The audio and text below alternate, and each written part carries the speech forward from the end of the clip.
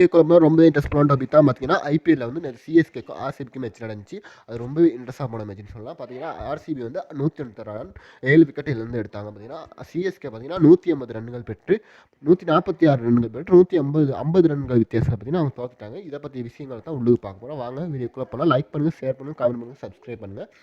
First ஸ்டொர்ஸ்வின்ல பார்த்தீங்கன்னா RCB வெற்றி பார்த்தீங்கன்னா டெஸ்ட் பேட்டிங்லேயே பார்த்தீங்கன்னா பட்டித்தாரும் நிறைய பேர் கிளம்புறாங்க. அதில் பார்த்தீங்கன்னா பட்டித்தார் வந்து 51 ரன் எடுக்கிறாரு 31 பால்களில்.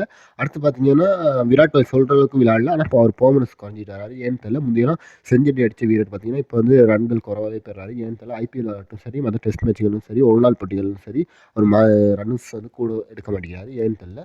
பார்த்தீங்கன்னா அவர் 30 ரன்கள் மட்டும் தான் பெற்றாரு. பெரிய அளவு ஒன்றும் இல்லை. பார்த்தீங்கன்னா அவங்க டீமில் உள்ள எல்லாம் சேர்ந்து உழைச்சி 196 ரன் 7 விக்கெட்டில் வந்து எடுத்துட்டாங்க. அடுத்து பார்த்தீங்கன்னா செகண்ட் பேட்டிங் பார்த்தீங்கன்னா சிஎஸ்கே வந்து கிளம்புறாங்க.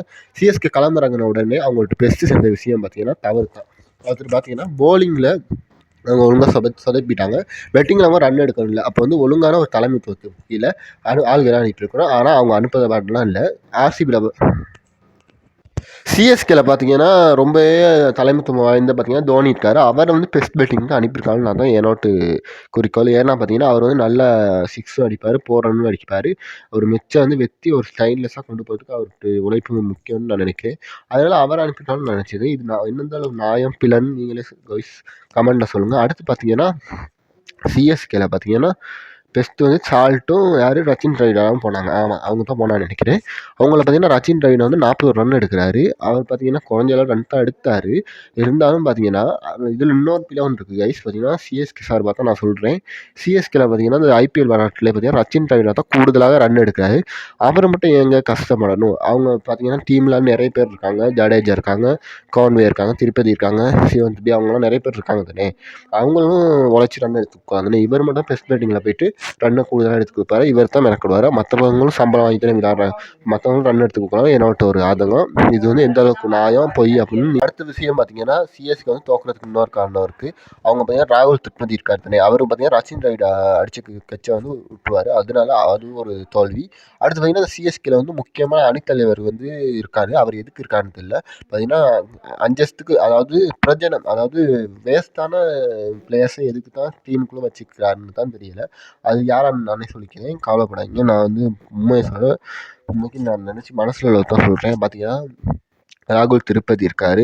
அடுத்து பார்த்தீங்கன்னா இன்னொரு ஆள் இருந்தாங்க. அவங்க பேர் வந்துட்டு அவங்களாம் வந்து எதுக்கு டீமில் இருக்காங்க 3 பேரும் ஞாபகம் வச்சுருந்தேன். அவங்க வந்து எதுக்கு டீமில் இருக்கான்னு தெரியல. ஒரு வேலையும் செய்ய மாட்டேங்கிறாங்க. அதுக்கு பார்த்தீங்கன்னா 5 பேர் தான் இருக்காங்க சிஎஸ்கே கட்டி எழுப்பா. அதாவது பார்த்தீங்கன்னா அவங்க இல்லாட்டி இந்த மெச்செல்லாம் தோக்குற மாதிரி தான் ஐபிஎல்ல. அவங்க யாரான்னு சொல்லவா? பார்த்தீங்கன்னா ஜடேஜா, கான்வே, அடுத்து எம்எஸ் தோனி, அடுத்து பார்த்தீங்கன்னா திருப்பதியில் சிவன் துபி, அடுத்து பார்த்தீங்கன்னா ஜடேஜா, அவங்க தான் இருக்காங்க. மற்றபடி யாரும் இல்லை. அவங்க இல்லாட்டி இந்த மெச்செல்லாம் தோற்று அதனால தான் இந்த மெச்சையும் பார்த்தீங்கன்னா கொஞ்சம் ட்ரை பண்ணி வந்தாங்க அவங்களாம் 5 பேரும். ஆனால் இந்த மெச்சில் பார்த்தீங்கன்னா ஆர்சிபி வெற்ற வேண்டிய நிலைமை ஆயிடுச்சு. பார்த்தீங்கன்னா 50 ரன் வித்தியாசம். இதில் பார்த்தீங்கன்னா விக்கெட்டுகள் பார்த்தீங்கன்னா ஆர்சிபி வந்து ரொம்ப குயிக்காக எடுத்தாங்க. அதில் பார்த்தீங்கன்னா ஓவரில் நிறைய பேர் சொல்லவே இல்லை. நல்லா ஓவர் செஞ்சாங்க. ஆனால் பார்த்தீங்கன்னா சிஎஸ்கேல பார்த்தீங்கன்னா ஓவர்லாம் ஒழுங்காக வரல. அடுத்து கெச்செல்லாம் தவற விட்றாங்க. அது ஒன்று. பட்டித்தாட்டு கெச்சை திருப்பதி விட்டாருமா சொன்னேன். கொஞ்சம் மாற்றி சொல்லிட்டேன் போல. அடுத்து பார்த்தீங்கன்னா ஸ்டம்பிங் ஒன்று நடந்துச்சு. அது பார்த்தீங்கன்னா எம்எஸ் தோனி தான் செஞ்சார். வேறு யார் செய்யிருக்கேன்னா எம்எஸ் தோனி பார்த்தீங்கன்னா யாரா சால்ட்டு அவங்க தான் ஓப்பன் வச்சுலாம் போயிட்டு விளையாண்டு இருக்காங்க. பவர் பிளேயில் பார்த்தீங்கன்னா ரன் வந்து குவிச்சிட்டே இருக்காங்க. இவங்களை எப்படிடா அவுட் ஆக்குறதுன்னு தெரியல. கெச்சிலேயே அவுட் ஆக்க முடியல, விக்கெட் எடுத்து அவுட் ஆக்க முடியல. பார்த்தீங்கன்னா ஒரு வேளையாக பாலை வீசுறாரு சிஎஸ்கேல ஒருத்தர். அவர் வீசையில் பார்த்தீங்கன்னா தோனி தண்ணி பின்னு கீப்பராக இருக்கார். பாலை வந்து அப்படியே பிடிச்சி அவர் பார்த்தீங்கன்னா ஸ்டம்பிங் ஒன்று செய்கிறாரு. ஒரு 5 செகண்டில் பார்த்தீங்கன்னா இந்த ஸ்டம்பிங் நடக்குது. ரொம்ப ஆச்சரியமாக மக்கள்லாம் கைத்தட்டி எடுத்தாங்க. என்ன செய்ய அவங்களுக்கு தெரியல மெச்சு இன்னைக்கு தோக்க போகிறோன்னு. ஆனாலும் அந்த சந்தோஷத்தில் வெத்த போகிற சந்தோஷத்தில் பார்த்தீங்கன்னா கையெல்லாம் தட்டினாங்க. தோனி மட்டும்தான் இதில் பார்த்தீங்கன்னா ஸ்டம்பிங்கில் இந்த உலகத்தில் வேறு யாரும் இல்லை, தோனியை மட்டும்தான் சொல்லலாம். தோனிகிட்ட அந்த ஆர்ப்பரிப்பு, அவர்கிட்ட ஒரு மெனக்கடலும், அவர்கிட்ட ஒரு முக்கியத்துவமும் ரொம்பவே நல்லா இருந்துச்சு.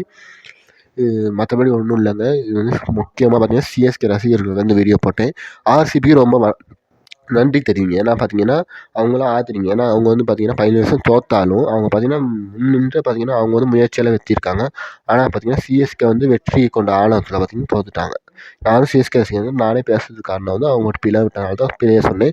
அவங்க பிழைய சொன்னா தான் அவங்க தெரிஞ்சுக்கணும். அதனால தான் பிழைய நான் சொன்னேன். அதனால சிஎஸ்கே ரசிகர்கள் வந்து ஆர்சிபிக்கு வந்து நன்றியெல்லாம் ஆதரவெல்லாம் தெரிவிங்க. சும்மா அந்த விளையாட்ட விளையாட்டா மட்டும் பார்த்துட்டு, மத்தபடி வணிகமா பார்க்காதீங்க. அவ்வளோதான். சிஎஸ்கே விஸ் ஆர்சிபி ஃபேன்ஸ். நன்றி, வணக்கம். மறக்காம வீடியோவ சப்ஸ்கிரைப் பண்ணுங்க. நன்றி.